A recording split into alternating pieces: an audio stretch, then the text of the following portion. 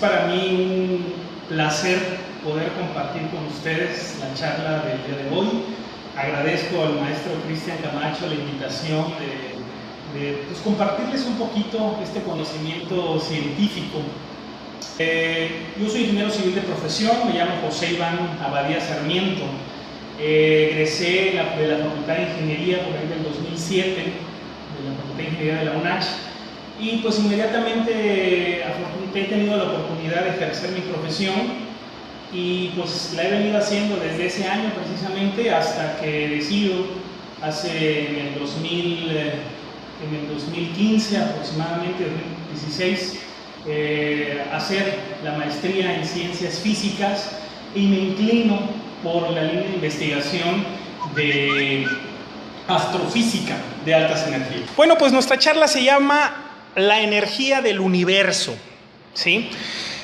Suena algo a la vez que puede ser poético, algo así con un título con un poco de fuerza, y es que la energía que se ve en el universo, la energía que se ha observado en el universo, de la que se tiene datos fidedignos gracias a detectores, pues es una energía que realmente llega a ser muchísimo mayor de la que puede expedir el Sol, incluso muchísimo mayor a veces que las propias energías nucleares de las que se tiene datos aquí en la Tierra. ¿Cómo vamos a dividir la charla del día de hoy? Bueno, lo vamos a dividir en 4 aspectos fundamentales. Primero, pues cómo surge la física de partículas, ¿sí? Vamos a tratar cuál fue el punto clave que origina el estudio de partículas que no estaban en el planeta Tierra, partículas que venían del exterior. Ahí hay un punto clave muy importante que permitió el estudio de todos estos fenómenos. En el segundo punto vamos a hablar sobre la física de los rayos gamma. Esto, pues, ciertas características, cómo interactúan con la materia, cuáles son esas fuentes que se originan de rayos gamma, cuáles son. En el tercer, sobre cuáles son los experimentos que se dedican a la observación de rayos gamma. Específicamente voy a contarles un poquito sobre cómo es el funcionamiento del observatorio Hawke, en el cual tuve la gran oportunidad de poder colaborar, no directamente, pero sí a través de mi tema de investigación, y en lo cual me dieron la oportunidad de poder manipular información real, científica, fidedigna, ahora sí que podríamos decir recién salida del horno, y con eso fue con lo que pude realizar mi proceso de investigación. Y por último, pues, y ojalá y espero que sí nos va a dar tiempo, pues hablar sobre la metodología que fui siguiendo para poder hacer mi tema de tesis, para poderlo elaborar, para poderlo realizar. Bueno, vamos a ver entonces lo que es la física de partículas. Primero, conceptualmente, la física de partículas estudia solamente aquellos elementos muy elementales. ¿Y a qué me refiero con partículas elementales? Me refiero a elementos del carácter atómico, del carácter atómico, del tamaño de electrones, cosas perfectamente pequeñitas, ¿sí? Pero que no por ser pequeñas no son importantes, porque estas proceden del espacio exterior. Ahora, la física de partículas ha echado mano de ramas de la física que han estado desde inicios ya consolidadas. La astrofísica, por ejemplo, y la cosmología han sido parte importante para que pueda comprender cuál es la mecánica del universo y cómo se dan esos fenómenos cosmológicos que permiten el surgimiento de esas partículas en el espacio exterior. Ha echado mano de la relatividad. La relatividad ha sido muy importante desde que la dictó Albert Einstein, y es que estas partículas tienen una característica muy importante, y es viajar a la velocidad de la luz. La mecánica convencional, la mecánica que nos han enseñado desde la primaria, de velocidad es igual a distancia sobre tiempo, esa mecánica ya no es factible cuando estamos hablando de partículas que viajan a la velocidad de la luz. Hay que utilizar otro tipo de física y para eso se utiliza la relatividad en estos aspectos. Otra rama importante que surgió también de la física de partículas es la física de detectores. La física de detectores ha sido fundamental porque es la creación de nueva instrumentación científica. Se han creado gran cantidad, ahora sí que lo podríamos mencionar, se han inventado gran cantidad de instrumentos que han servido para detectar partículas, efectos y fenómenos que ocurren en el universo. Y por último, pues la astronomía. La astronomía ha sido vital porque con ella se ha logrado también la física de partículas tener una ubicación completa del espacio interestelar y saber qué cuerpos celestes existen dentro de nuestro plano galáctico, en dónde están ubicados y qué sucede alrededor de ellos. Muy bien, continuando, podemos comentar que la física de partículas como una rama de la física surge por ahí de 1910. Surge por un físico alemán, Theodor Wolff, midiendo la ionización del aire. Sin embargo, en aquellos tiempos de 1910, sucede que la mayoría de los científicos estaban interesados más que nada en la búsqueda de materiales radiactivos. Y uno de esos científicos era el que, por ejemplo, lo tenemos aquí, los esposos Curie, que hicieron grandes investigaciones con la radiactividad y que también eso les costó la vida, y el científico Ernest Rutherford. Mucha investigación sobre el polonio principalmente, pero vamos a hacer una conceptualización hasta este momento. Vamos a hablar sobre esa radiación natural para poderla diferenciar de esa radiación de la que les voy a explicar que procede del espacio exterior. Los científicos en aquel tiempo, en esos años de 1910, al interesarse en materiales radiactivos que tuvieran se le llama así porque tienen una similitud con el radio. Estos materiales radioactivos van a emitir un pequeño flujo, es un flujo invisible a nuestros ojos, ¿sí? Pero que puede atravesar la materia sin ningún problema. Por eso la radiación es extremadamente peligrosa. Y no tanto porque puedan atravesar la materia, sino porque la ioniza. Ese es un concepto vital y fundamental en el proceso de los rayos cósmicos. La ionización del medio circundante. Eso lo realizan materiales radioactivos aquí en la Tierra, ¿sí? Y esa ionización del medio circundante, ¿qué significa? ¿Qué quiere decir? Bueno, vamos a comentar el concepto de ionización. La ionización, tal como lo mencionamos ahí en la diapositiva, es el fenómeno, puede ser químico o puede ser físico, ¿sí?, que produce iones. Estos iones son unas partículas muy pequeñitas que tienen una carga. Esa carga significa que tienen un voltaje, un campo magnético. Puede ser positiva, puede ser negativa, ¿sí? Pero lo que sucede con el proceso de ionización es que en una molécula, cuando se genera la ionización, se arrancan electrones de esa molécula. Eso quiere decir que si tú tienes una estructura molecular estable y le arrancas un electrón, ¿sí?, ya no va a ser la misma materia que tienes, va a ser otra cosa. Por eso la radiación es tan peligrosa, porque ioniza la materia, elimina electrones, ¿sí?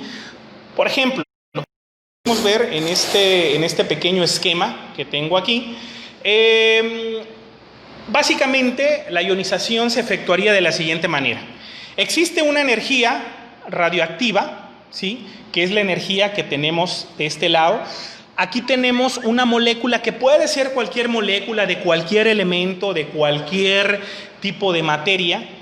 Y esta molécula, ¿sí?, presenta un núcleo, que son los puntitos celestes, o el puntito celeste, un protón, son estos rojos que ven por acá, y todos estos que están de este lado, ¿sí?, los que no están en esta órbita, pues pasarían a ser los electrones. ¿En qué consiste la ionización? La ionización es cuando la radiación penetra la materia y genera una energía suficiente para que un electrón salga disparado de esa molécula. En ese momento, esa partícula se transforma y ya queda cargada de manera positiva, ¿sí? Otro ejemplo de la ionización lo vemos aquí, ¿sí? La radiación, al penetrar una partícula, ¿sí?, va a producir un ion. Es el mismo electrón, pero como está fuera del núcleo, fuera del elemento, fuera de la partícula, ya no le vamos a llamar electrón, le vamos a llamar ion. Y es un ion que tiene una carga negativa. Los electrones poseen una carga negativa y por lo tanto, cuando este electrón sale, pues van a haber más cargas positivas que negativas. Por lo tanto, la partícula va a quedar cargada positivamente. Otra conceptualización del fenómeno de lo que es la ionización, ¿sí?, lo podríamos definir como un flujo de partículas. En este caso estamos hablando de la radiación, cuando un flujo de partículas tiene la energía suficiente para que separe los electrones de las moléculas que está atravesando. Esto va a provocar que esta molécula, estando en un equilibrio electromagnético, pase a tener una carga y ya se transforme completamente. Ahora bien, pues por aquellos años, estos fenómenos necesitaban de tecnología para poder ser observados, ¿sí? Una tecnología que hasta ese momento no había sido creada. Entonces se dan cuenta también que la física es importante porque permite también ese desarrollo tecnológico. Y pues aquí inventaron estos pequeños aparatitos que ustedes observan en pantalla, ¿sí?, que se le denominan electroscopios. Los electroscopios, pues básicamente me sirven para poder medir qué carga puede tener un elemento y cómo se efectúa el fenómeno de la ionización, es decir, cómo los electrones pueden pasar a otro cuerpo, a otra materia, y cómo las partes que quedan cargadas de manera positiva o negativa son repelidas hacia el otro extremo. ¿Cómo funciona un electroscopio? Bueno, el electroscopio está formado, vámonos a esta imagen que tenemos aquí en la parte superior izquierda.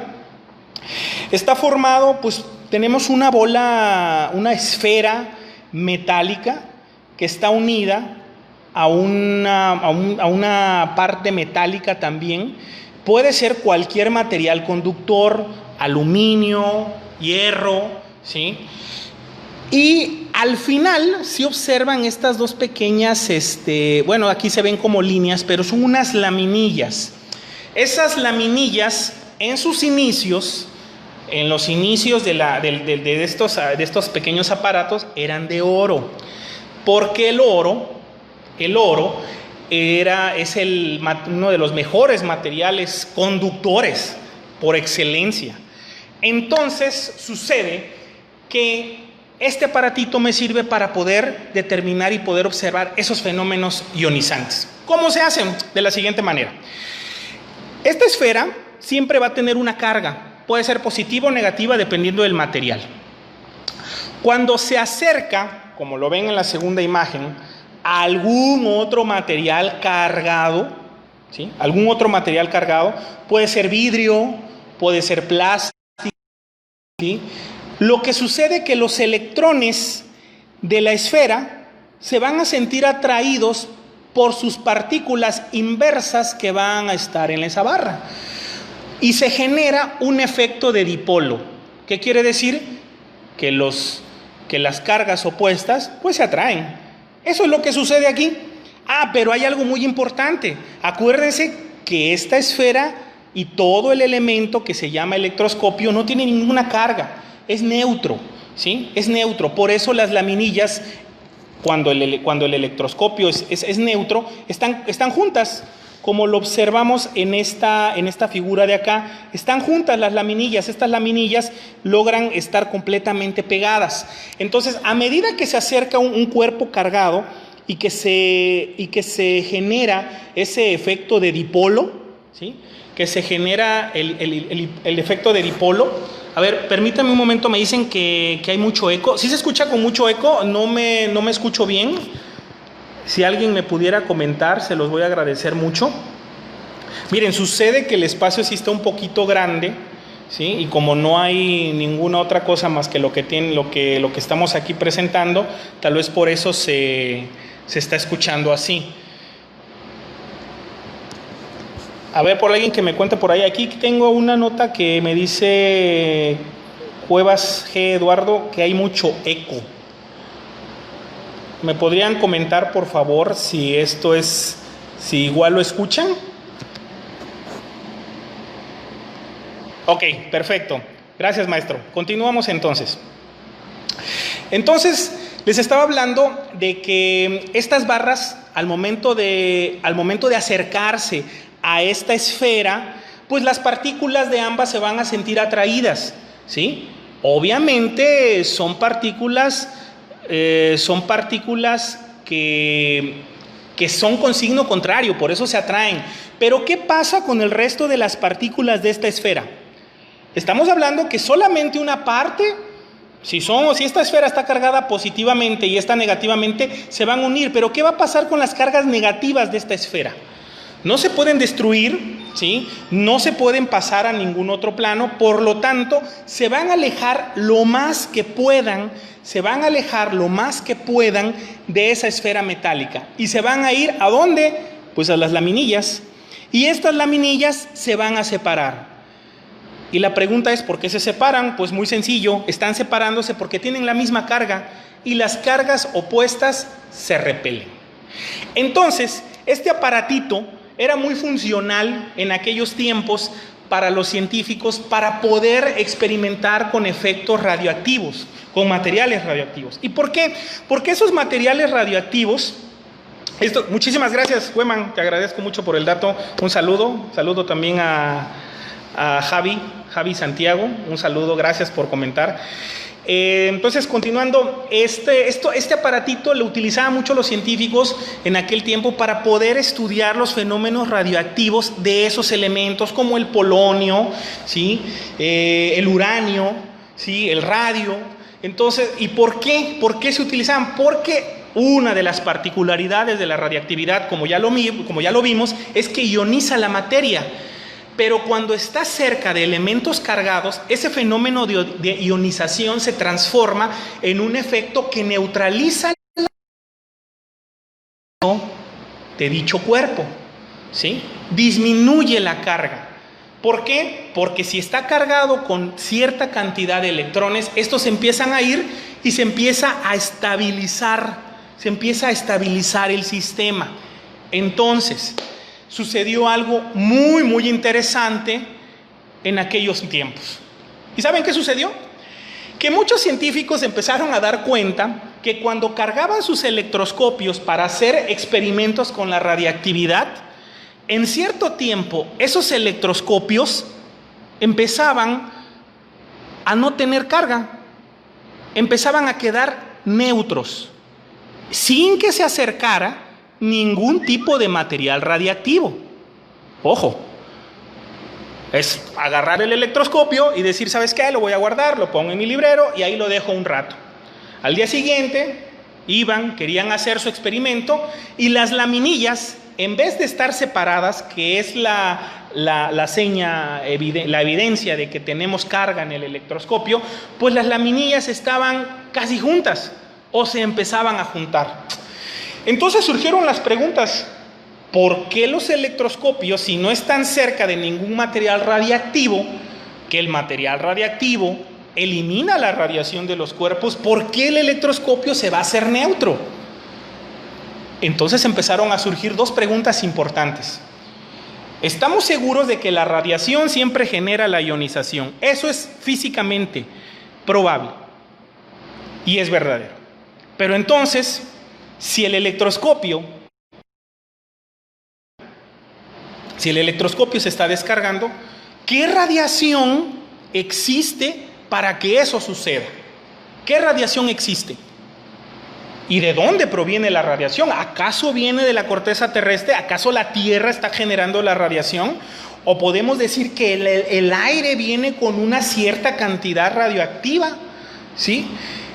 Entonces, esas preguntas fueron fundamentales para comenzar estos estudios de las astropartículas. ¿Y por qué fueron fundamentales? Bueno, fueron fundamentales porque por ahí del año de 1909, en el año de 1909, el científico Theodor Wolff empezó a realizar experimentos a diferentes alturas utilizando un electroscopio. ¿Y qué hizo? Cargó el electroscopio y dijo, bueno, vamos a hacer lo siguiente. Si la Tierra genera radiación, entre más alejado esté de la Tierra, pues menos radiación existe.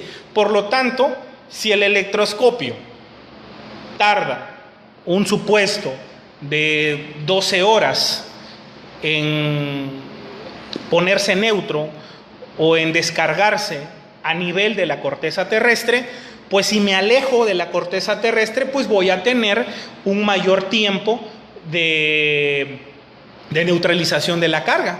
Entonces, ¿qué hizo? Pues bueno, se subió a la Torre Eiffel a 330 metros de altura y ejecutó su experimento. Desafortunadamente para Theodor Wolff, este experimento pues no fue algo sustancial ni arrojó datos concretos, porque el tiempo de descarga de su electroscopio, el tiempo en que estando en la base de la Torre Eiffel, no varió mucho estando a los 330 metros de altura. Lo criticaron en aquel tiempo porque los científicos culpaban, bueno, no puedo decir culpaban, sino los científicos pensaban que la consecuencia de esos datos era pues todas las toneladas de acero de la Torre Eiffel. Sin embargo, surgió un científico alemán, Carl Berwitz, y entonces dijo, no, ¿sabes qué? Si estos a 330 no es suficiente, pues yo me voy a ir en un globo aerostático a 1300 metros de altura y ahí estoy seguro que el proceso de ionización va a tardar muchísimo más. Y pues sí, para sorpresa de muchos, a 1300 metros de altura, este proceso de descarga de los electroscopios sí tardó un poco más que estando en la superficie terrestre. Entonces, pues se bajó del globo Carl Berwitz y pues rápido a dar su conclusión y dijo, sí, la Tierra genera la radiación, punto, déme el premio Nobel, ¿no? Y pues no era así la situación. Sí, no era crear una limitante, ¿no? Y en la primera respuesta dar la conclusión del estudio, ¿no? Pero afortunadamente y para beneficio de toda la comunidad científica, pues surgió por ahí Victor Hess. Víctor Hess, entre 1911 y 1912, Víctor Hess, aquí lo tienen abajo en sus pantallas. Aquí, por ejemplo, está subiéndose a un globo aerostático. Él realizó 10 viajes de globos aerostáticos. 10 viajes. Y lo hizo, imagínense, a una altura de 5.350 metros. Y sin máscaras de oxígeno, para aquellos tiempos. Pero era tanta la ansiedad de Víctor Hess por demostrar de que tal vez la Tierra no era la que generaba esa radiación. Entonces empezó a realizar sus experimentos y empezó a darse cuenta, Víctor Hess, que al irse elevando a los 2000 metros aproximadamente, tenía razón Carl Berwitz. ¿Sabes qué? Sí, a medida que te vas separando de la corteza terrestre, una parte de la radiación, esa descarga del electroscopio, pues se hace mucho más, ¿sí? Sin embargo, cuando pasa la barrera de los 2000 metros, Víctor Hess, sorprendido, se da cuenta que el tiempo de descarga del electroscopio es muchísimo más rápido, ¿sí? Entonces empieza a pensar, probablemente ¿será el Sol? Probablemente sea el Sol, pero no. Él hizo investigación de la misma manera, tanto en la manera diurna como en la manera nocturna. Incluso realizó un experimento con globo aerostático en pleno eclipse. Y con las mismas alturas, esa descarga del electroscopio se disparó y fue muchísimo más rápida que estando en la corteza terrestre. Entonces, él concluye y dice, pues no puede ser el Sol. Entonces, existe algún tipo de energía rara, algún tipo de energía significativa que proviene fuera de la Tierra. Y con eso, señoras y señores, se empieza y se comienza una parte de la física que se llama astrofísica de altas energías. Por esta investigación, Victor Hess, por ahí de 1936, ¿sí? Por ahí de 1936 se llevó el premio Nobel, ¿sí? Por esta investigación en demostrar que existe radiación proveniente de fuera de la Tierra y que está incidente hacia todo lo que existe en este planeta. Posteriormente a los estudios de Victor Hess, pues surgió otro señor muy importante que se llama Pierre Roger, francés, y de 1938, en donde ya se sabían que había partículas, ¿sí?, que venían del espacio exterior, que por cierto, un breve comentario, pues ahí pues las injusticias también en la física son notables, ¿no? Científico gringo, ¿sí? Robert Millikan también hizo investigación sobre esto, por ahí de los años en los que lo mismo hizo Victor Hess. Sin embargo, este señor pues tuvo la fortuna de tener por ahí muy buenos conectes y de estar publicados en buenas revistas científicas de aquellos tiempos, ¿sí? Y estas revistas científicas se encargan de que todo el trabajo que hizo Victor Hess y que comprobó Robert Millikan, pues atribuírselo a Robert Millikan, ¿no? Afortunadamente después a Victor Hess se le hace justicia con el premio Nobel, pero estas mismas publicaciones, estas mismas revistas se encargaron de darle un nombre a estas partículas y al principio le pusieron radiación de Millikan o los rayos de Millikan, ¿sí? Posteriormente, afortunadamente, a alguien se le ocurrió la idea que dijo, no, le vamos a poner rayos cósmicos, ¿sí? Y es por eso que hasta hoy en día se conocen como rayos cósmicos. Y ya para ese entonces, del 1938 que tenemos aquí, Pierre Roger dice, bueno, ¿sabes qué? ¿Será posible que nada más venga una partícula? ¿Será posible? Entonces él pone detectores. Pierre Roger pone detectores separados y vaya sorpresa. Aunque están separados a 200 metros, detectan la misma frecuencia de partículas. Esto quiere decir que entonces es una gran cantidad de partículas que se están precipitando al ambiente. ¿Y qué sucede? Pues que bueno, dice, entonces Pierre Roger concluye y dice, el fenómeno, ¿sí?, es una partícula de rayos cósmicos, muy energética que viene y proviene del espacio exterior. Y aquí lo tenemos, es esta pequeña partícula primaria, ¿sí? Esta partícula primaria que proviene del espacio exterior.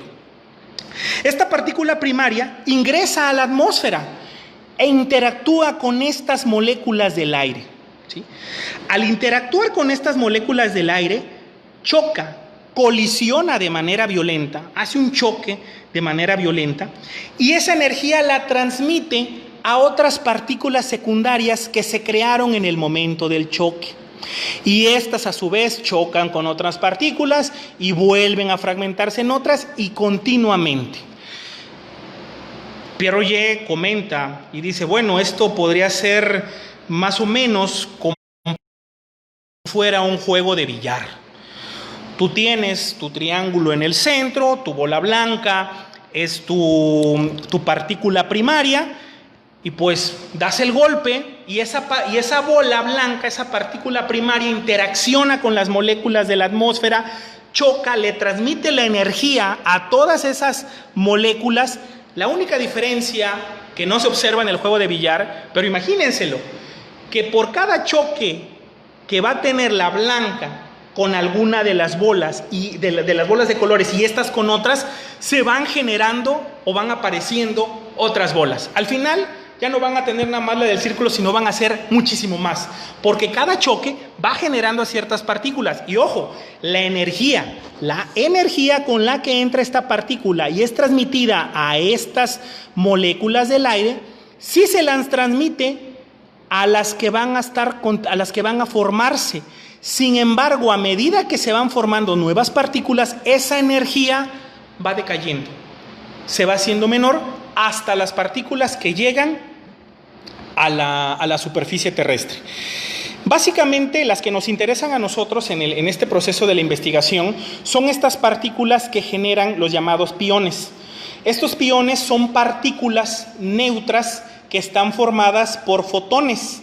Estos fotones están formados por electrones y los electrones son los que se precipitan a la corteza terrestre y son de donde se obtienen esos datos para saber con qué energía se está produciendo ese rayo gamma, porque los rayos gamma están formados por fotones. Espero que hasta el momento haya sido un poquito claro con lo que les acabo de comentar. Y pues bueno, hasta este instante entonces Pierre Roget fue el que se encarga de decir, ¿sabes qué? Oye, ¿y cómo le vamos a llamar a esto? A todo este choque de partículas. Todo este choque de partículas sucede todos los días, los 365 días del año, desde que tenemos atmósfera. Y todo este choque de partículas, ¿cómo le llamamos? Pues le vamos a llamar un chubasco de partículas. Y con ese nombre se le conoce hasta la fecha. Entonces, si se dieron cuenta, el proceso de ionización, ¿sí? Fue fundamental, fue ahora sí que fue la piedra angular para que esta nueva fase de la física pudiera tener origen. Antes de hablar ahora de los rayos gamma, de entrar al segundo punto sobre física de rayos gamma, pues vamos a ubicarnos en el universo. Y pues bueno, ahí les presento una imagen, disculpen por la distorsión de la pantalla, ¿sí? Les presento una imagen. Si alguien con todo gusto en su momento quisiera estas diapositivas para tomar datos o algo, con todo gusto, escríbanme, les voy a dejar mi correo y con todo gusto se las comparto, sin problema. Esta imagen es una imagen de la NASA y es ni más ni menos que la Vía Láctea. La Vía Láctea es una galaxia en forma de espiral. ¿Sí? Es una galaxia en forma de espiral, lo pueden observar, ¿sí? Aquí en este centro de acá se ubica el comúnmente llamado, porque muchos científicos, hasta que ingresé a la maestría en ciencias físicas, pues pude también entender muchas cosas que no sabían, ¿no? Pues ahí tenemos nuestra galaxia. Un hoyo negro que está consumiendo luz, que está consumiendo estrellas, ¿sí? Que no sabemos si en algún momento dado pueda consumir todo lo que esté alrededor de la galaxia. Y pues por ahí, aquí, miren, por esta zona estamos nosotros. Ese es nuestro sistema solar. Eso que ven encerrado en ese circulito es todos los planetas que giran alrededor del Sol. Ahí estamos, ¿sí? Como ven, en comparación con toda esa gran majestuosidad llena de luz, llena de fenómenos que aún todavía no se logran descifrar, ahí, en ese puntito, estamos presentes. Y desde ese puntito se están observando precisamente todos estos fenómenos que ocurren alrededor. Aquí hay gran cantidad de fuentes de rayos gamma, gran cantidad de estrellas que están emitiendo radiación, y una radiación que es millones y millones de veces más grande que la del Sol. Hablando del Sol, aquí el plano galáctico o nuestra Vía Láctea pesa alrededor, y les comento, 10 millones de veces lo que pesa el Sol, ¿sí? Y tiene un diámetro de 2 millones de años luz. No vamos a entrar en cuentas, en fórmulas, ¿sí? No vamos a entrar en datos técnicos, pero vamos a dar una comparativa, ¿no? Un año luz es la distancia que recorre la luz en un año. La luz viaja a 300,000 kilómetros en un segundo, entonces hay que ver cuántos segundos hay en un año, multiplicarlo por 300,000 y tenemos la distancia que recorre la luz en un año.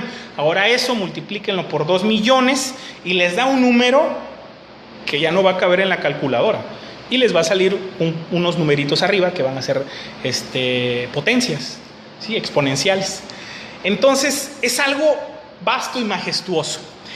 Ahora, ¿por qué me interesé en el plano galáctico? Me interesé en el plano galáctico porque es una zona que existe el hoyo negro, ¿sí? Se tiene muy poca visibilidad de esas fuentes desde la Tierra. Se pueden ver, pero es muy difícil. Existe mucho polvo interestelar, existe muchas fluctuaciones que no permiten observar a ciencia cierta qué fuente es la que se encuentra detrás de este hoyo negro o qué fuente se encuentra detrás de todas estas que ya están conocidas. Ya les explicaré la metodología que utilicé para poder llegar a estos no descubrimientos, pero sí a estos resultados, ¿no? de mi proyecto. Aquí les presento, siguiendo con el plano galáctico, la parte de arriba es una vista frontal de la galaxia. Como ven, es una forma plana, a pesar de que en esta imagen vemos que tiene unos brazos, ¿sí? Vemos unos brazos en forma de espirales, ¿sí? En el centro del hoyo negro, pero si la vemos de manera frontal, ¿sí? Prácticamente tenemos una forma plana, tipo disco, ¿sí? Ahora, en la parte de abajo, y voy a acercar un poquito la cámara, en la parte de abajo, esas formas que ustedes ven ahí, es unas formas que yo obtuve con procesos algorítmicos que me facilitaron en el observatorio Hawk.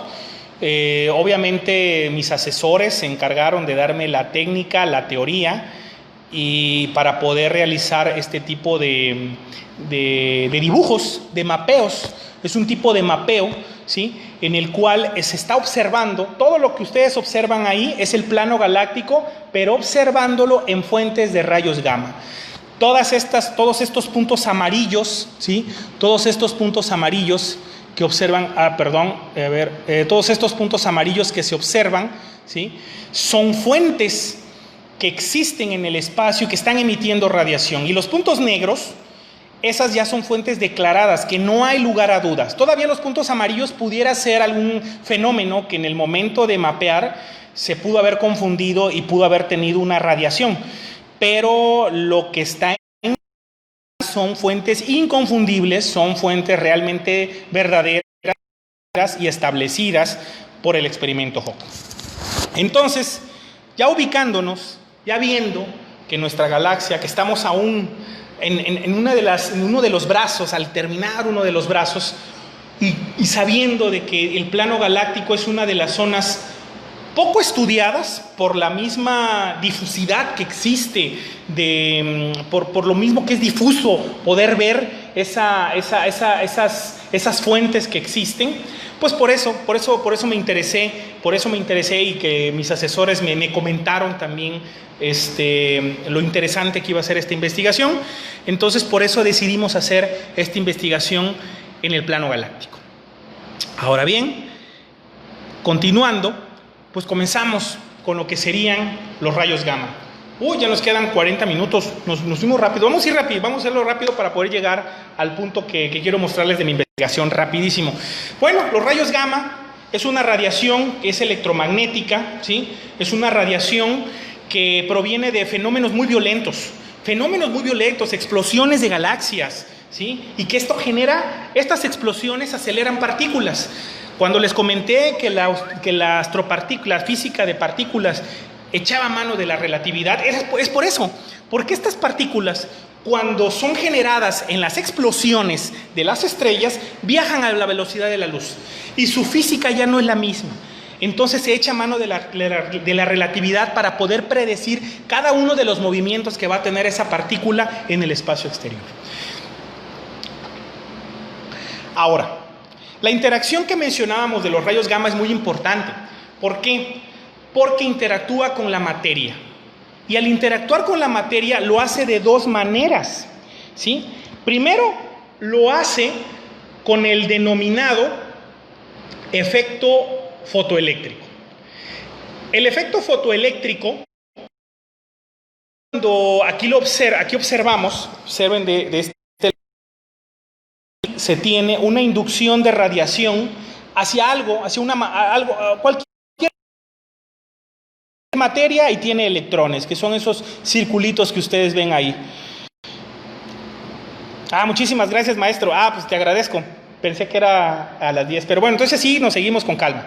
Entonces, continuando, estos fotones interactúan con la materia. Esta materia tiene electrones.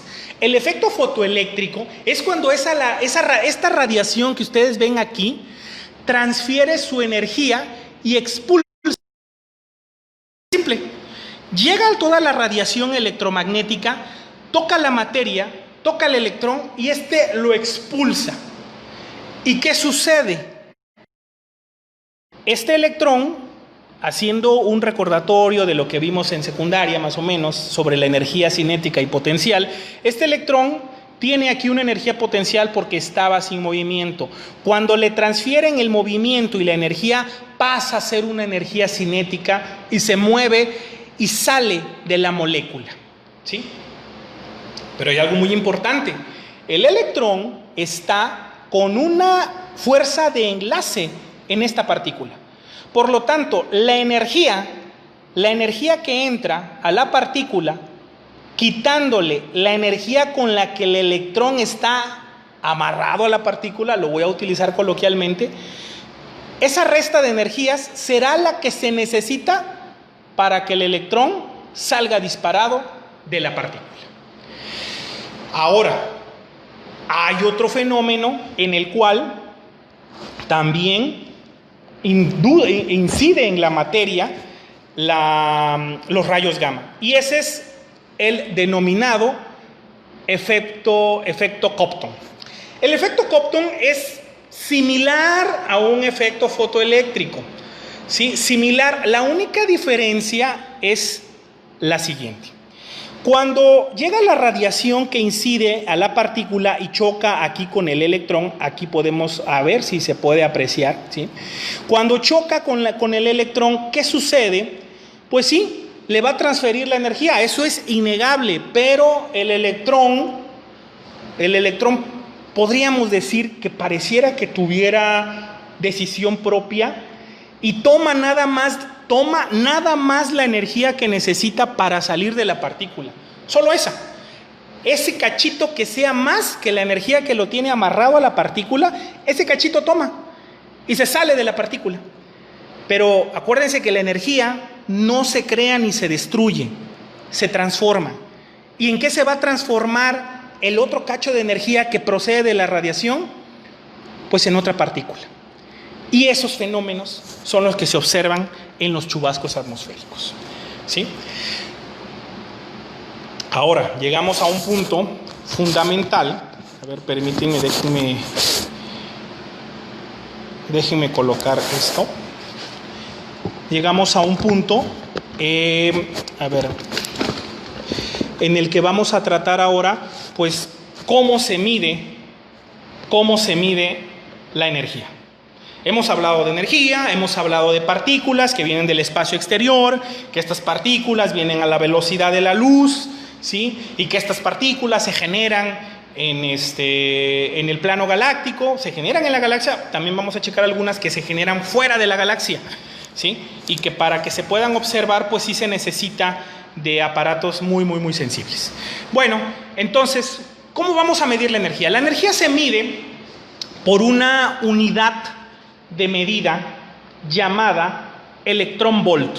Se abrevia E minúscula, B mayúscula. Ese es, electrón volt, ¿sí? Básicamente, como lo menciona ahí en la diapositiva, es la energía que se necesita para desplazar, aquí me lo mencionan un objeto, es desplazar una partícula, ¿sí? Una partícula que esté cargada, ¿sí? Una partícula que esté cargada para desplazarla de un punto A un punto B, en donde en estos dos puntos existe una diferencia de potencial de 1 volt. Así podemos medir la energía, ¿sí? Ese electrón volt que se utilizan, esa medida de electrón volt que se utiliza, pues es la que nos sirve a nosotros para poder medir toda la incidencia de rayos cósmicos, con medidas denominadas megaelectronvolt, teraelectronvolt, petaelectronvolt. Simplemente son millones y millones de electronvolts cada vez más, ¿sí?, que se pueden tener por la incidencia de esos rayos. Entonces, con esta unidad de electronvolt es como se mide la energía, básicamente. Tómenlo como un concepto, ¿sí? Tómenlo como un concepto. Ahorita vamos a darle un poco de sustento con la siguiente diapositiva, ¿sí? Aquí les estoy mostrando una parte de mi proyecto de investigación, ¿sí? Una parte de mi proyecto de investigación en donde ahora la energía juega un papel importante para las partículas de rayos gamma. ¿Por qué? Porque tenemos dos tipos de fenómenos de rayos gamma. Los que se generan de manera térmica con explosiones, demasiadas cosas violentas que pueden suceder en el universo que tal vez ni siquiera nos llegamos a imaginar. Y los que se generan, ¿sí?, como efectos no térmicos. Nosotros estamos del lado de los efectos no térmicos porque es más fácil poderlos reproducir y poderlos experimentar.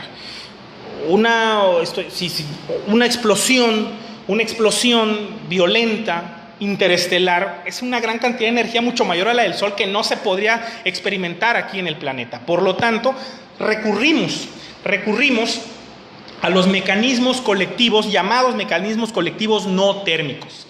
Estos mecanismos colectivos no térmicos han permitido la experimentación de los rayos gamma, pues en el Gran Colisionador de Hadrones. ¿Y cómo son estos mecanismos? ¿Por qué son importantes? Estos mecanismos son importantes porque con ellos se tiene una gran gama de rayos gamma, perdón por repetir la palabra, pero se tiene un gran catálogo, ¿sí?, de rayos gamma de varias energías. Esto es lo fascinante, que los efectos no térmicos, ¿sí?, los mecanismos no térmicos generan rayos gamma tanto de baja energía como de altas energías, ¿sí? Y estos fenómenos se ven reflejados en esa curva que ustedes ven aquí, ¿sí? Es una pequeña grafiquita en donde aquí tengo la energía. Esta gráfica me determina la energía de las partículas y el flujo de partículas, o sea, la cantidad de partículas. El único detalle que tengo con estos mecanismos que generan rayos gamma de manera no térmica es que entre más energía yo pueda tener, más energía se pueda tener del rayo gamma hasta acá, hay menos partículas que se pueden observar. Ese es el gran problema, el gran detalle. O sea que a bajas energías puedo observar gran cantidad de partículas, no hay ningún problema, pero a medida que la energía va aumentando, esas partículas se van haciendo cada vez más escasas. Y esta pendientita que tengo aquí, esta inclinación, ¿sí?, cuando íbamos, acuérdense que cuando nosotros íbamos en la primaria nos dejaban medir los ángulos de rectas, pues este ángulo que tengo aquí, esta inclinación que tengo aquí, a nosotros la conocemos como índice espectral. Este índice espectral es fundamental para la investigación y para la que yo estoy realizando. Es fundamental porque nos va a determinar el flujo de partículas en relación con la energía. Y ahí para mis amigos, por ahí mi amigo ingeniero y otros amigos ingenieros que vi que estaban conectados, esto lo vieron, esto lo vimos en cálculo 1, la variación N es el número de partículas y E es la energía. La variación del número de partículas está inversamente proporcional a la variación de la energía. Quiere decir que entre más energía, menos partículas, ¿sí? Esto es lo que quiere decir con esta gráfica. Entonces los efectos no térmicos son los efectos que más nos interesan. ¿Y por qué nos interesan estos efectos no térmicos? Porque estos efectos se producen precisamente por el choque de partículas a velocidades relativistas. Y ahí les va el dato fundamental.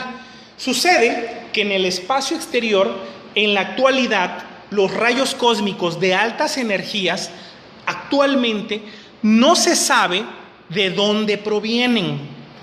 Los rayos cósmicos que vienen con altas energías, ¿sí? Voy a regresar a la diapositiva. Los rayos cósmicos que entran aquí a la atmósfera, ¿sí? Estos rayos cósmicos que entran a la atmósfera y que se encargan de hacer gran cantidad de chubascos, no se saben en la actualidad de dónde provienen. Y no se sabe de dónde provienen porque esas partículas de los rayos cósmicos están cargadas, tienen una carga. Por lo tanto, cuando hay un fenómeno de rayo cósmico en el espacio, esta partícula sale disparada y como tiene una carga, pues obviamente es atraída por otras cargas de otros cuerpos y de otros fenómenos que están alrededor de ella. Entonces hagan de cuenta que pareciera como si fuera... Sale la partícula y va chocando con otros elementos y de repente choca con otro, puede dar un giro, puede dar otro y sin querer llegó a la Tierra. Pero si se trazara una directriz completa de la entrada de esa partícula, no llegamos a ninguna fuente, llegamos tal vez a un espacio vacío. Entonces se empezaron a dar cuenta que el choque de partículas de altas energías genera efectos de luminiscencia. Y volvemos al punto anterior, volvemos a esta gráfica. ¿Qué tiene la luz? ¿Qué moléculas presenta la luz? Fotones. Esos efectos de luminiscencia liberan fotones y los fotones forman parte de rayos gamma. Entonces un efecto de rayo cósmico genera un efecto o un flujo de rayos gamma.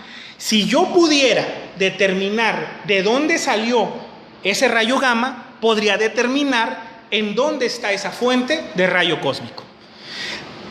¿Y por qué nos van a ayudar los rayos gamma? Muy sencillo, acuérdense que está formado por piones neutros y estos piones neutros, los rayos gamma no tienen carga, por lo tanto, cuando estos viajan a través del universo, absolutamente nada los detiene, salvo que pudieran ser atraídos por algún tipo de radiación, por algún tipo de fenómeno que tuviera algún efecto radiactivo y absorbiera el rayo gamma, pues impediría su trayectoria hacia la Tierra.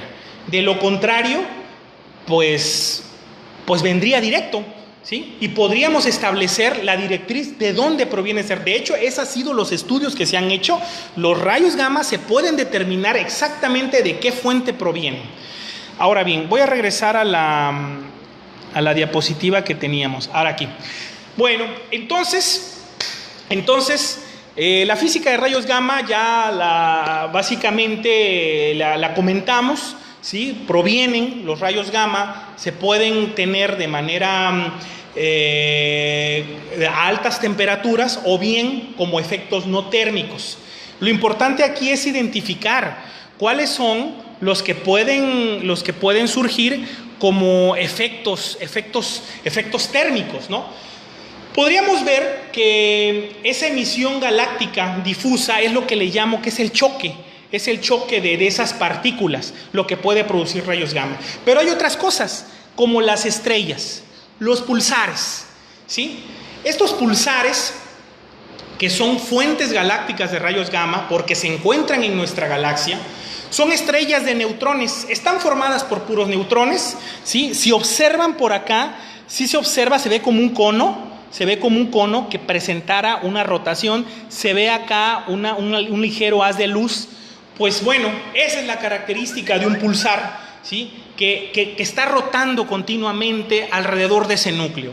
Ese pulsar rota rápidamente, está formado incluso a veces por explosiones de supernova, ahorita vamos a ver la supernova, y entonces en esa continua rotación electromagnética y periódica, ¿sí? Genera un campo magnético muy intenso. Esta magnetización y obviamente esta magnetización, ¿sí? Corrotativa le vamos a llamar, esta magnetización corrotativa porque está rotando, ¿sí? Y aunado con el campo magnético que tiene, ¿qué sucede? ¿Qué creen que sucede si todo está en ese movimiento constante? Pues las partículas se están acelerando, los electrones se están acelerando y se están acelerando a la velocidad de la luz. Y al acelerarse a la velocidad de la luz, pues empiezan a chocar con el medio circundante y se empieza a generar la emisión de rayos gamma. Y estas emisiones de rayos gamma pues generalmente sí son de altas energías. Aquí les estoy presentando una imagen que es una de las fuentes de rayos gamma denominada nebulosa del Cangrejo. Esta fuente de rayos gamma, como dato curioso, ha servido para poder calibrar el observatorio Hawke y determinar a través de su energía lo que podrían ser otras fuentes de rayos gamma. Es una comparativa, ¿sí? Simplemente ha servido como una comparativa. Otro tipo de fuentes de rayos gamma, aparte de los pulsares que se encuentran en nuestra galaxia, son las remanentes de la supernova, ¿sí? Estas remanentes de supernova, la que observan ahí es una remanente de supernova llamada Tycho. Eso que tienen ahí es una visión en rayos X, ¿sí? Por el experimento Chandra, ¿sí? Esta remanente de supernova está formada por explosiones de estrellas masivas. Por eso está formada por eso se llama una remanente, ¿no? Porque es lo que queda ya de esas explosiones, de esas estrellas de supernova, ¿sí? Estas explosiones, estas ondas de choque, ¿qué van a ocasionar? Pues acelerar partículas. Estas ondas de choque, en el momento que explotan, aceleran las partículas, y lo mismo, estas partículas buscan todo en el medio interestelar, salen y chocan, y es ahí en donde se vuelve a generar la emisión de rayos gamma. Pero me van a decir, oye, pero si es de choque, ¿no tendría que ser igual como procesos no térmicos? No. La aceleración de la partícula para que se dé el choque se da por un elemento térmico, o una explosión, ¿sí? O una carga corrotativa, ¿sí? Como lo explicamos en la diapositiva anterior. Y estos efectos generan gran cantidad de temperatura, ¿sí? Por estos son efectos térmicos, básicamente. Y que esos efectos aceleran las partículas y se hacen que choquen con el medio interestelar. Eso es completamente cierto. Ahora, fuera de la galaxia, en donde ya pues ahí estamos en otros espacios, ¿sí? Tenemos algo denominado blazares. Los blazares, hagan de cuenta que es un conjunto de muchas galaxias que hay, y por eso se le denomina núcleo de galaxias activos, ¿sí? Estos blazares están compuestos por un hoyo negro, que es el que observan acá, un jet. Este jet es la emisión de rayos gamma, ¿sí? Y tienen alrededor un cinturón, o es un cinturón de puras partículas que están rodeando, ¿sí? Se llama cinturón de acreción, perdón. Esto se llama cinturón de acreción, ¿sí? Que es completamente todo el material que se encuentra antes de llegar al hoyo negro, y tenemos el jet. Eso es las partes que forman un blazar, ¿sí? Estructuralmente es un conjunto de diferentes galaxias, ¿sí? Pero estas galaxias tienen características muy marcadas y muy definidas, ¿sí? Estas características que tienen dependen obviamente del tipo de partículas que se estén generando del tipo de partícula que se esté generando en el cuasar. Dependiendo del observador, dependiendo de la ubicación del observador, a veces tiene otro nombre y se le puede llamar cuasar. ¿Qué quiero decir? Cuando a veces este jet apunta directo hacia la Tierra, porque puede darse el caso y podremos tener la grandiosa suerte de que ese jet en alguna parte apunte hacia la Tierra, se le denomina blazar. Y es ahí donde se expide toda la gran cantidad de rayos gamma. Cuando a veces no apunta hacia la Tierra y tenemos otra visibilidad o un ángulo distinto cercano al hoyo negro, se le puede llamar un cuasar. Pero en esencia son núcleos de galaxias, conjuntos de galaxias, ¿sí? Que tienen que tienen en el centro un hoyo negro. Entonces, muy bien. Hasta aquí podemos decir entonces que hemos visto fuentes que forman parte de la galaxia y fuentes que son extragalácticas, que están más allá de nuestra Vía Láctea, como los blazares o los cuasares. Existen más. Existen explosiones de rayos gamma, ¿sí? Existen otros cúmulos, otro subgrupo de estos blazares también denominado cúmulo de galaxias. Y pues bueno, gran cantidad de fenómenos y de cuerpos celestes que están emitiendo radiación. Nosotros en la investigación básicamente nos centramos en fuentes galácticas de rayos gamma, ¿no? Ahora bien, el problema de todo esto y de lo que les hablé es ¿y en dónde lo vemos? O sea, sí lo podemos ver con telescopios de alta potencia, ¿sí? Y es una visión muy normal de tener una visibilidad física, ¿sí? Voy a conceptualizarlo así, una visibilidad física de este tipo de cuerpos celestes. Y eso es lo que hace la astronomía. Pero la astropartícula define por qué está así ese cuerpo celeste, define por qué esas partículas están generando esos rayos gamma. Entonces ya no nos convence ver a estos cuerpos únicamente de manera física. Hay que verlos en el aspecto energético. Y por eso es que estos experimentos se han dedicado horas a poder equiparse y crear nueva tecnología para el desarrollo de estas investigaciones, ¿sí? Y del cual pues tuve la grandiosa fortuna de que mis asesores ambos sean colaboradores activos del Observatorio de Rayos Cósmicos HOC, ¿sí? Que se encuentra en Puebla. Está ubicado, se encuentra en Sierra Negra, si no me equivoco es Sierra Negra, México, y está ubicado a 4,100 metros sobre el nivel del mar. Recordemos tantito, los experimentos que hizo Víctor Hess fueron a 5,300 metros. Entonces, todos los experimentos que se tengan que hacer respecto a rayos cósmicos tienen que ser lo más elevado posibles. Entonces, están ubicados a 4,100 metros.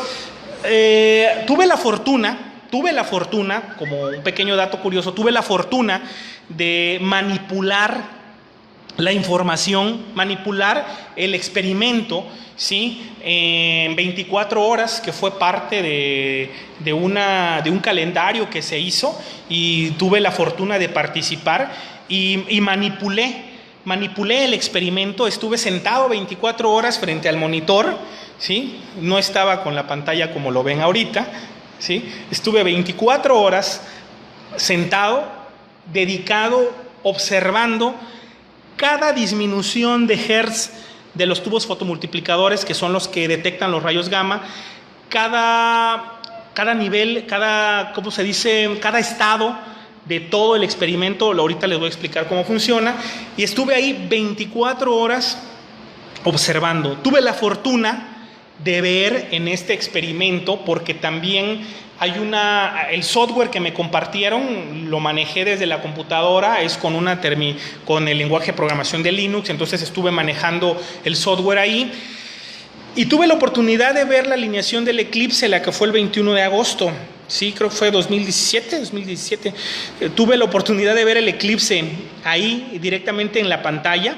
No se ve como ustedes piensan, de ver perfectamente la aureola, ¿no? Pero teníamos una visibilidad del cielo, ¿sí? Teníamos una visibilidad del cielo completa y la ubicación exacta del Sol y de la Luna, que son las ubicaciones que necesita también el experimento para poder tener toda un sistema de coordenadas por ascensión recta y declinaciones que se utilizan y poder ubicar pues todas las incidencias de los rayos cósmicos. Por eso tiene perfectamente ubicado el Sol, perfectamente ubicada la Luna.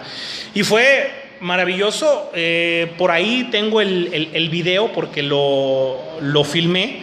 No tuve el tiempo de compartirlo porque lo tengo por ahí en todos los archivos.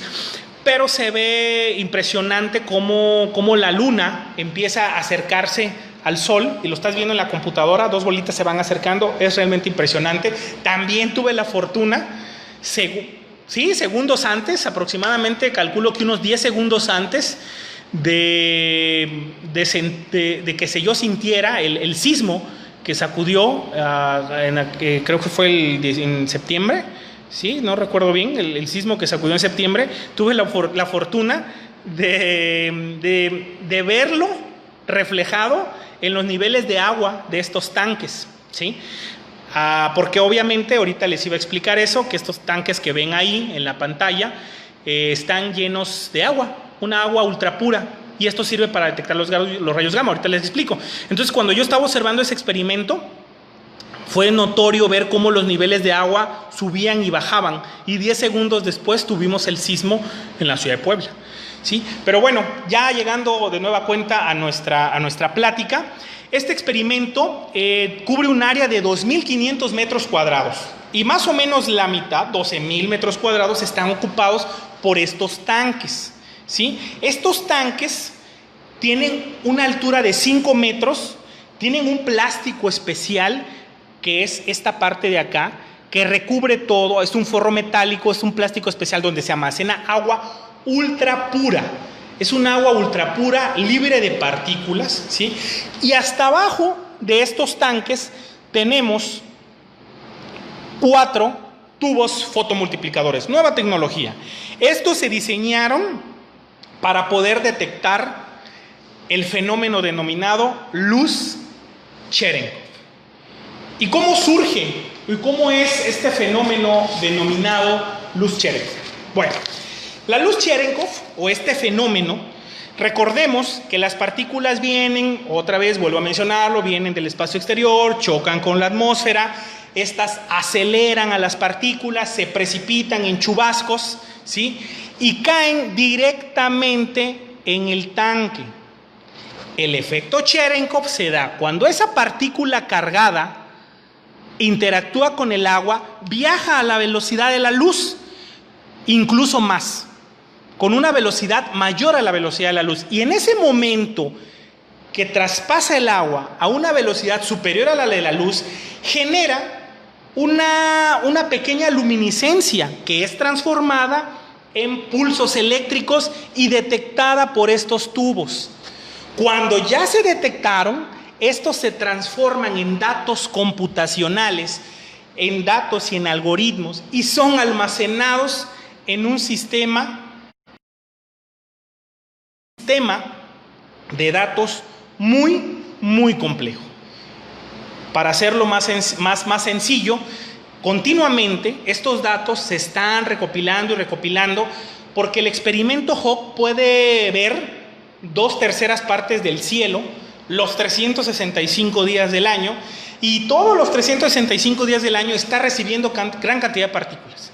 Todas estas partículas estas partículas son detectadas a través de esa luz Cherenkov por estos tubos fotomultiplicadores, y esos datos los empiezan a enviar a un sistema de almacenamiento, un data center que tienen ahí, los empiezan a enviar, y esos datos vienen con gran cantidad de información, que no toda es información de la fuente que provienen.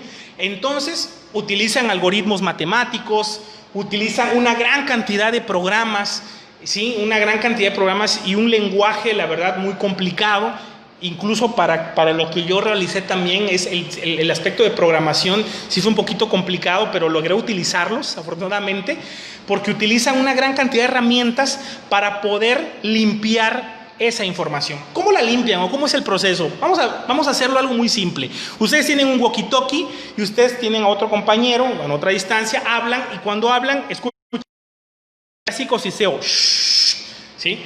Y están hablando. Los softwares que tienen, diseñados por los científicos de Hawk, que son colaboradores de instituciones de Europa, como de Estados Unidos y México, principalmente, y México de la UAP, ¿sí? Entonces, estos se encargan de diseñar softwares que limpien toda esa información que no pertenece a toda la secuencia de datos que genera, o toda la secuencia de impulsos electromagnéticos que genera ese rayo gamma.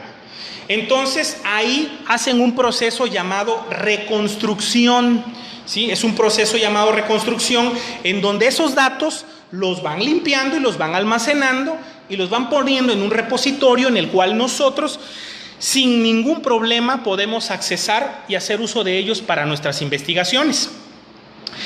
Y pues bueno, hasta aquí hemos compartido hasta ahorita el punto número 3 de lo que son los rayos gamma.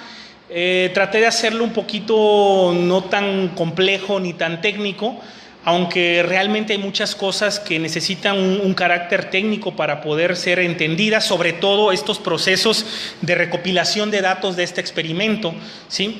Sin embargo, esto pues se desencadena, ¿sí? Esto desencadena ahora pues mi proyecto de investigación. Déjenme abrirles el PDF, les presento a mi hija, cuando apenas tenía un añito. Y pues bueno, vamos a ver en estos momentos lo que es en sí mi tema de investigación rápidamente, no vamos a extendernos mucho. Mi tema de investigación para la maestría se llamó separación de fuentes de rayos gamma del plano galáctico, ¿sí? Esta separación de fuentes de rayos gamma pues se planteó básicamente de la siguiente manera: utilizar mapas de otros experimentos y determinar si al quitar ciertas figuras, imagínense que voy a quitar este tipo de fuente y ver qué hay detrás de ella, ¿sí? Eso era la metodología que yo tenía que diseñar, ver si estos puntitos que se observan aquí pequeñitos son fuentes o si están incidiendo con estas otras fuentes que están a su alrededor. Entonces no me llevaba otra más que poder quitar. ¿Por qué? Porque aunque no lo crean, todo esto genera luminiscencia. Todo esto genera una gran cantidad, como que genera gran cantidad de energía, ¿sí? No se puede ver lo que hay detrás de eso, ¿sí? Imagínense que ustedes tienen exactamente frente a ustedes un foco de 40 watts. Si lo tienen frente a ustedes ese foco de 40 watts, pareciera que fuera un foco tal vez de 100. Tienen una gran cantidad de luz enfrente de ustedes. Imagínense que se tapan un ojo y frente de ese ojo tienen ese foco de 40 watts. Ok. Donde están ustedes, imagínense unos 2 kilómetros, realmente hay un foco de 100 watts, ¿sí?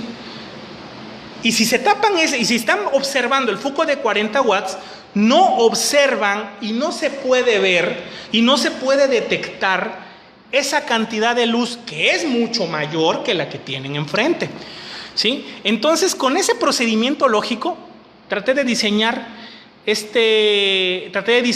un algoritmo para poder hacer este tipo de separaciones. No fue algo fácil, les comento, porque, pues bueno, las bases de programación son muy importantes. Y fue un poco difícil. Sin embargo, les comento, tuve la ayuda de investigadores, tanto de mi de aquí, de nuestro gremio, ¿sí? Como de fuera e incluso también del experimento Hawk, que me aportaron gran información para poder esclarecer mis dudas, ¿no? ¿Y cómo surge esta investigación? ¿Cuál fue el planteamiento del problema? Porque siempre comenzamos ahí, ¿sí? En el planteamiento del problema, y era lo que yo también veía en algunas charlas del maestro Cristian. Y pues bueno, aquí empezamos con eso. ¿Cómo vamos a plantearnos el problema para que sea justificable hacer esa investigación? Muy sencillo. Muchos experimentos han observado el plano galáctico. Muchos experimentos saben cuánta energía proviene del plano galáctico. Sin embargo, todas esas fuentes conocidas del plano galáctico, al sumar todas las energías, ¿sí?, no llegaban a la totalidad de las energías que realmente se recibían. ¿Qué me quiere decir eso? Que entonces habían fuentes que todavía no habían sido detectadas, ¿sí? Y el problema era aquí saber cuáles eran esas fuentes. Bueno, aunque no lo crean, la parte de la matemática es fundamental en el aspecto científico. Las matemáticas son fundamentales. Y son fundamentales porque son las que nos van a poder permitir hacer modelos que me permitan predecir qué es lo que yo estoy observando. Para eso eché mano de un método llamado método de máxima verosimilitud. No les voy a explicar las fórmulas, pero se los voy a explicar muy coloquialmente.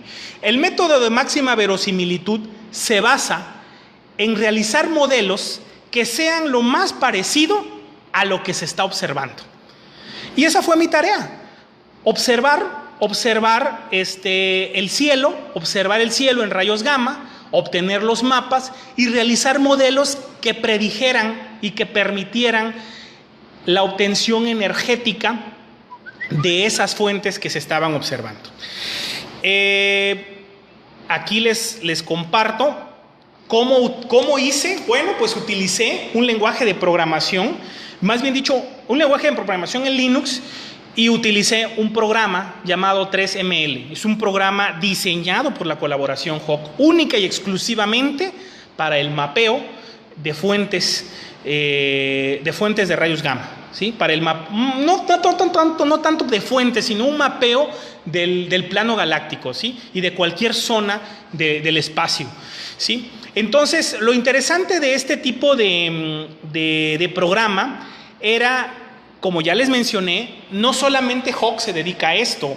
Está el experimento GES, está el experimento Milagro, hay otro experimento que se llama Veritas, ¿sí?, que se dedican también a investigar rayos cósmicos, a investigar rayos gamma, otros como Chandra creo que investiga rayos X. Y entonces estos generan su propia base de datos, pero cada base de datos es distinta, ¿sí? Otros están en otros algoritmos, otros están en otras formas de codificación, y 3ML se encargó de unificar toda esa información. Entonces, en 3ML nosotros teníamos el alcance completo de todas las fuentes que veían todos los instrumentos, y nosotros podíamos, pues, con esa información verificar si nuestro algoritmo era real. Y pues bueno, aquí está mi metodología. Esta fue la metodología que realicé para poder llegar a mis resultados concluyentes. No se las voy a decir de la manera muy técnica, pero bueno, empecé a dibujar los mapas. Es esto. Empecé con el ploteo. Aquí están. Aquí está lo que ustedes observaron al principio. Estos fueron mis primeros mapas. Ubicar el plano galáctico, ¿sí? ¿Qué es el plano galáctico? ¿Cómo se observa desde el punto de vista de rayos gamma? Y ahí lo tenemos, ¿no? Se observa muy bonito, es una parte esta parte es impresionante en el momento en que por fin logré hacer este mapeo. No se imaginan el alivio que sentí cuando logré hacer este mapeo, porque sí fue muy confuso al principio. Para que yo pudiera hacer esto, me ayudó una chica llamada Vinita, es una estudiante de Nepal. Está haciendo un postdoctorado ahí en Hawk, ¿sí? Y la verdad, me ayudó mucho para poder entender cómo poder hacer funcionar el algoritmo y poder dibujar todas estas fuentes que aparecen aquí. Todas estas fuentes. Y que lo mágico era, pues únicamente fácil, tener una zona de cómo poder dibujarla y tener las coordenadas necesarias para poderlo hacer. Entonces empecé a jugar con el programa, empecé a cambiarle algunas cantidades de energía, empecé a cambiar algunos datos y pues bueno, el resultado al final de hacer lo correcto fue ese. Y ya una vez ubicado el plano galáctico, pues ahora sí seguía lo más interesante, ¿no? Pues ahora sí, a ver, a ojo de buen cubero, elige zonas que sean significativas, zonas significativas del plano galáctico. ¿Cuáles son esas zonas significativas? ¿Por qué se le llama? ¿Qué es la significancia? Bueno, la significancia es una medida de probabilidad que me determina que lo que estoy observando es realmente cierto o no es probable. La significancia que utiliza el experimento Hawk es mayor a 5. Si ellos tienen significancias mayor a 5, significan que lo que están viendo es algo muy probable y es algo perfectamente cierto, que lo que están viendo es un fenómeno real. Pero si se tienen significancias a veces menores a 5, pudiera ser que lo que se está viendo no es tan probable como una fuente o no es tan probable como una emisión energética, ¿sí? Entonces, mi tarea fue buscar esas zonas significativas. Afortunadamente, el programa me daba la cantidad de sigmas, así se le llama a las zonas significativas, de sigmas concretos. A ver, si logran observar aquí más o menos, ¿sí? Voy a dejarlo aquí, si se logra observar, este puntito rojo que tengo aquí es por ahí creo que una vez un amigo algo estaba comentando de eso, no recuerdo bien, de un grupo de, ¿cómo se llama? De astronomía, hablaban algo así de W51. Y yo estudié W51, es una fuente de rayos gamma, ¿sí? Y si observan, el color es rojo, es una tonalidad en rojo, entonces es una tonalidad en rojo, nos vemos aquí en esta línea de acá, vamos siguiendo el tono, caray, tengo 11 sigmas. Entonces, utilizando las teorías probabilísticas, un saludo a mi amiga Ileana que lo está viendo, qué bueno, es un gusto, gracias. Entonces, esos sigmas, que son 11, tomando en cuenta la teoría probabilística, entonces me dice, ¿sabes qué? Lo que estás viendo ahí realmente es una fuente energética. No vamos a decir si es de rayos gamma, es una fuente energética, lo que tú estás viendo ahí, no hay lugar a duda, ¿ok? Pero vamos a buscar otras partes. Entonces lo que hice fue tomar ese mapa que hice y lo empecé a recortar. Aquí quiero decirles algo muy importante y que me tuve que enfrentar al momento de tomar esta maestría, y es los procesos lógicos de comprensión, ¿sí? Un físico comprende las cosas de una manera más específica. En cambio, un ingeniero lo puede comprender de una manera más global y darle un sentido un poco más práctico, ¿sí? Entonces, yo traté de hacer eso. Mi segunda, por decir llamarlo, carrera es la física, porque sí tuve que estudiar física y equipararme al nivel de mis compañeros, porque no lo tenía, sinceramente, al menos el nivel matemático no lo tenía. Entonces, pero no dejé de lado el sentido común del ingeniero. Y el sentido común para mí, como ingeniero, me decía, pues ¿sabes qué? Pues busca los puntitos que estén con mayor color negro o los puntitos que tengan incidencia arriba de 4. Y eso me dediqué a hacer. ¿Qué hice? Fui haciendo acercamientos. Eso era algo que no habían hecho en estos programas, ¿sí? Y eso era algo que creo que, bueno, tal vez ya se le había ocurrido a alguien. Yo creo que sí, ya se le había ocurrido a alguien. Pero a mí me sirvió mucho porque fui haciendo acercamientos. Voy a regresar un poquito arriba. Fui haciendo acercamientos a estas zonas. Hagan de cuenta que fui haciendo el denominado close-up, ¿no? Vas acercándote, hasta que dijera yo, mira, estas zonas que están aquí, ¿sí? Aquí más o menos se logran ver, son letras, y estas letras son el nombre de la fuente. Esta fuente le denominaron GES 1852, esta está como IGR 1784, esta se llama GES J184, y pues bueno, ya tienen conocidas, pero ojo, esta de aquí no, y no presenta nombres, ¿sí? Y esta de aquí tampoco, ¿sí? Y esta de acá tampoco, ¿sí? Y esta menos, ¿sí? Entonces, tomando en cuenta esa manera de poder decir, bueno, tengo una cantidad de energía visible, pues vamos a analizar esas zonas, ¿sí? Y pues bueno, fue lo primero que hice, por eso le llamé estimación inicial, a ver con qué energía me venían esas zonas. Se predecían en la teoría, ¿sí? O no, ¿sí? Entonces, ¿qué hice? Pues bueno, busqué esas zonas, ahí están, observen.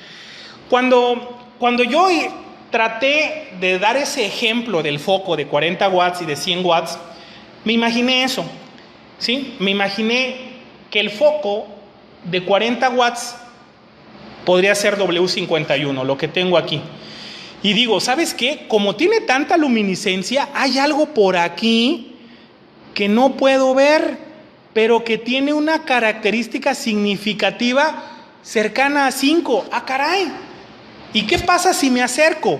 Observen cómo la luminiscencia cambia.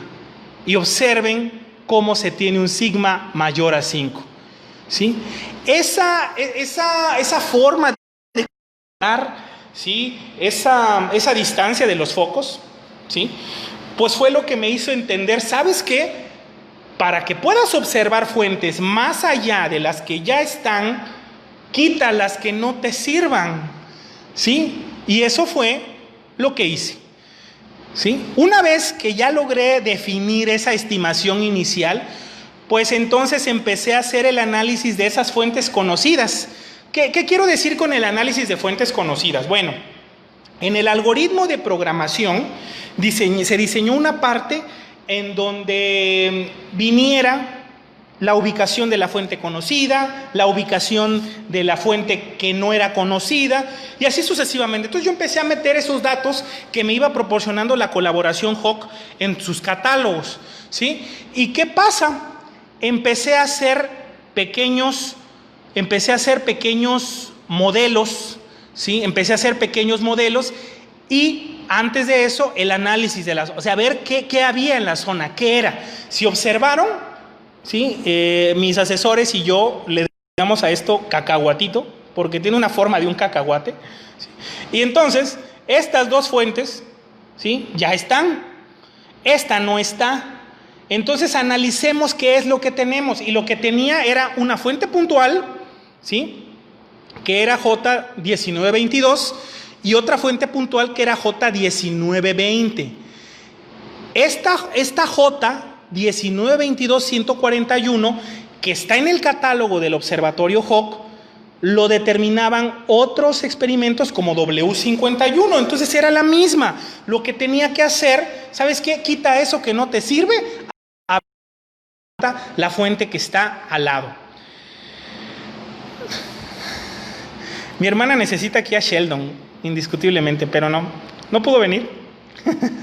Ok, entonces, lo primero que tenía yo que hacer era obtener los mapas, esos mapas residuales. ¿Qué quiero decir con mapas residuales? Pues los mapas que quedaban después de quitar esas fuentes que no me servían, ¿sí? Y aquí va. ¿Y qué hacemos? ¡Pum! Lo quitamos. Pero hay algo muy interesante, Esta foto que ustedes ven aquí, estos mapas todos fueron elaborados por mí. Cuando yo quité esta fuente de W51, ¿se dan cuenta que no salió completo? Yo me imaginaba que iba a salir y me iba a quedar sin nada, ¿sí? Y la fuentecita otra que tenía acá tampoco. Entonces ahí me empezó a salir muchas dudas, porque la teoría me dice que las fuentes generalmente, cuando producen rayos gamma de altas energías, existe una gran probabilidad que sean extendidas, ¿sí? Cuando las fuentes son puntuales, nos las imaginamos como esferitas, redonditas, pero cuando son extendidas no tienen una forma. Entonces, ¿qué tal si quité parte de una fuente extendida y solo me quedó la otra parte. Entonces empecé a hacer estos acercamientos, ¿sí? Y empecé a analizar ese residuo, eso que me quedó, ¿sí? Ojo, no he hablado de leyes físicas, no he hablado de las fuentes. Lo que estoy haciendo es puramente prueba y error, ¿sí? Prueba y error. Los mapas obviamente sí necesitan un conocimiento técnico, pero lo que se está haciendo, ¿sí? Y lo quiero dejar en claro, es pura prueba y error. Quitas una cosa, pues para que te quede la otra. Quitas lo que te estorba y te queda lo que necesitas. Eso era lo más sencillo y simple. Y entonces era cuestión de analizar estos mapas residuales, ¿sí? Y me di cuenta que estos mapas residuales sí tenían una cierta significancia alta, pero no era por este objeto que yo quería que fuera una fuente, sino por el objeto que no se había quitado en su totalidad. Entonces empecé a analizar, y ahí está, miren, la fuente que comencé a analizar, ¿sí? Y si observan, tenemos un flujo energético de 9.76, ¿sí? Y aquí lo tengo de 1.31. Solamente es un decimal, observan 15-16, prácticamente es un orden. Si hay una variación, sí, si hay una variación, perdón, a ver, me cambié de diapositiva. A ver, sí existe una variación. A ver, creo que... Disculpa, a ver. Aquí está. Una variación de la significancia. Existe una variación de la significancia.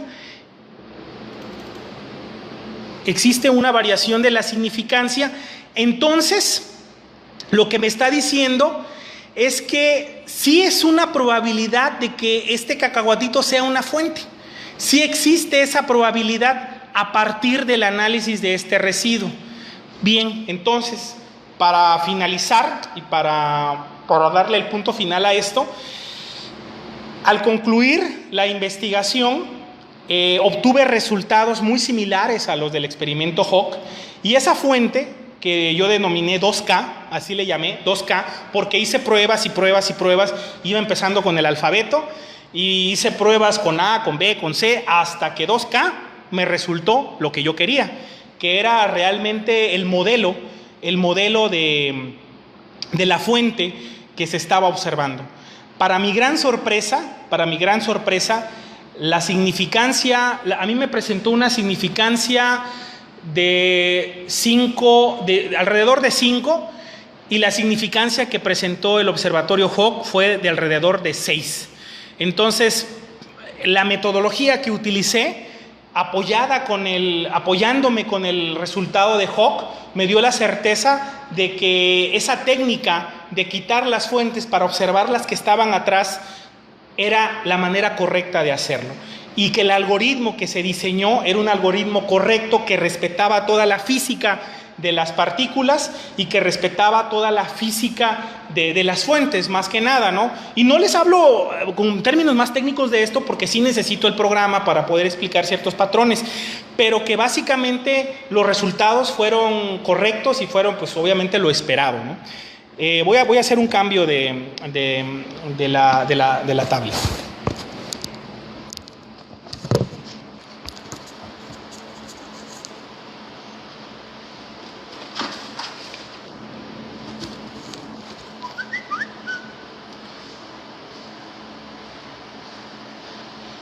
Y pues bueno, eso fue parte de mi investigación. Espero haber generado dudas. Lo que se espera con la ciencia, y que es algo que he aprendido, es generar duda.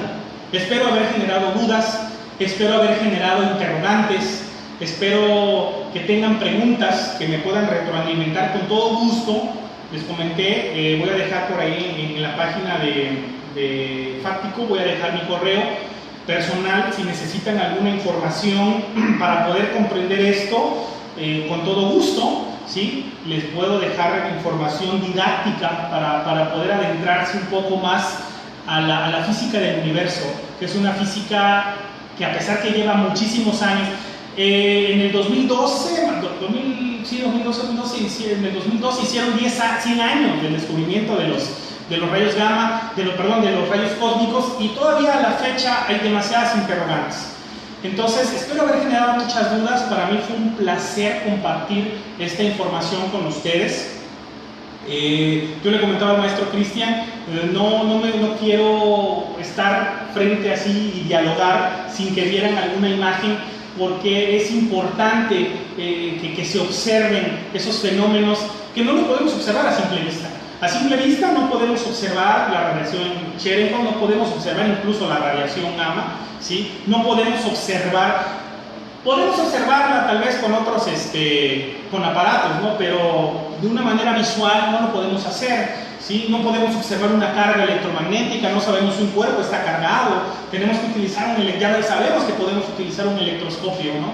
Ya sabemos que cuando vayamos a San Cristóbal vamos a pensar que tenemos más incidencia de partículas radiactivas que cuando estemos a nivel del mar, ¿sí? Entonces ya sabemos ahorita que en el universo en todo momento hay explosiones, hay fenómenos que están mandando gran cantidad de energía, ¿sí? Hay fenómenos que se están suscitando y que no los vemos, y que algunos, si los vemos por la distancia, tal vez ya sucedieron y solamente estamos viendo el reflejo de esos fenómenos.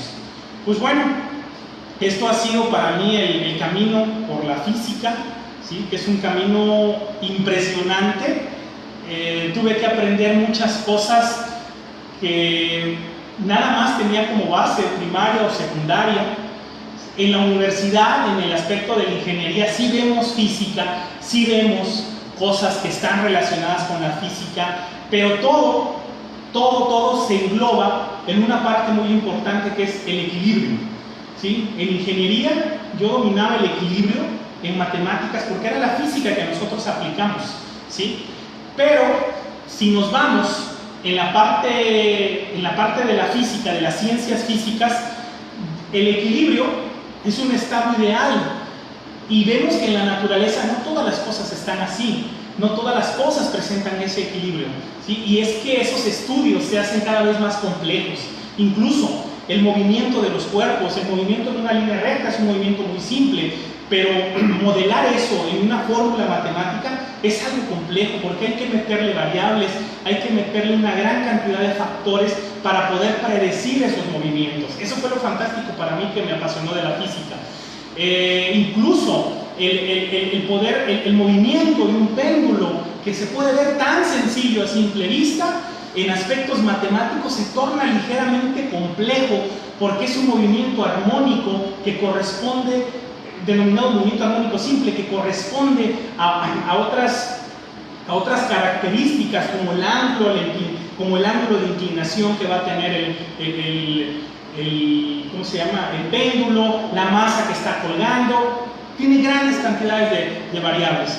Entonces, este camino de la física es muy apasionante, y creo que para hacer ciencia, no necesariamente física, para hacer ciencia, una de las características importantes, o la materia prima, es la curiosidad. Tienes curiosidad, entonces tienes el primer indicio para hacer ciencia. No se necesita a veces tener toda la educación técnica para hacer ciencia, y eso también lo aprendí ahí. Grandes científicos no terminaron a veces la universidad.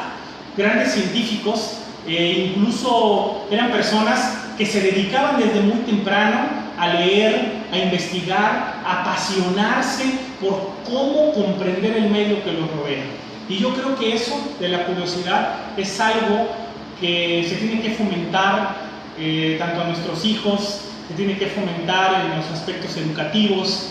Aquí en Chiapas muy poca gente hace ciencia, ¿sí? Muy poca gente hace ciencia, y los que hacen ciencia a veces no tienen todos los recursos necesarios, y quien hace ciencia, lo primero que tiene en el camino son obstáculos que le impiden poder avanzar, poder hacer conocimiento, y que ese conocimiento pueda llegar a todos, ¿no? Es importante que toda esta calendarización de tesis tips que tiene Fáctico. Qué bueno que está el maestro Cristian haciendo este tipo de programas, porque son muy necesarios para poder ir explorando ciertos campos de la ciencia y poder ir aprendiendo cómo poder hacer ciencia, ¿sí? También desde casa. Cómo poder hacer ciencia, aunque yo no tenga la formación del científico, pero me puede interesar en leer algún libro y poder pensar, porque todo comenzó ahí, desde una simple idea, ¿sí? En algún tiempo Leucipo y Demócrito empezaron a decir, ¿será que nada más esto es pequeño o habrá algo más pequeño que esto pequeño? Y ahí surgió la idea del átomo. Y ellos ni siquiera vieron el átomo, pero se imaginaron que algo más pequeño existía y que le daba constitución a la materia, ¿sí? Entonces, agradezco al maestro Cristian por este espacio y esta oportunidad. Y pues bueno, ahí estaré a las órdenes para otras charlas, también en el aspecto de la ingeniería civil, que también es una rama, es parte de mi formación que también manejo y que me ha gustado mucho compaginar. Creo que la característica de muchos científicos es compaginar muchas cosas, ¿sí? Y eso también lo aprendí ahí. Mi asesor, el doctor Cedric, es una persona que tiene me parece que tiene un título en piano, ¿sí? Me encontré con muchos músicos, comparto también la parte de la música, me encontré con muchos músicos en la colaboración Hop, muchas personas que tenían los títulos de músico, que eran instrumentistas, y que de pronto decidieron también estudiar física y están ahí concluyendo un postdoctorado. Entonces eso para mí es muy apasionante, se los comparto, ¿sí?